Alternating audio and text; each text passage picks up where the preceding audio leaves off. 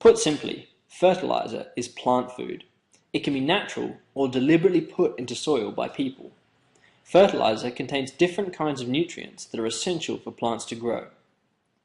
Ever since people started farming plants for food, thousands of years ago, they've had to manage the quality of soil on the land. When soil contains lots of essential nutrients, crop plants can grow fast and produce large yields.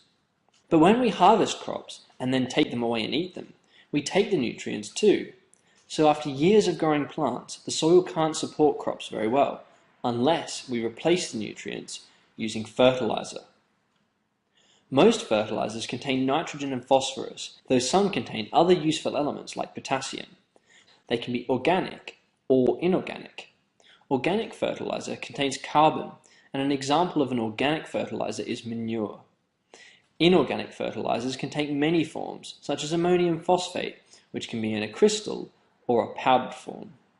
Since we learned how to make fertilizers efficiently on a large scale, we've been able to grow many more crops, and therefore the human population has risen dramatically.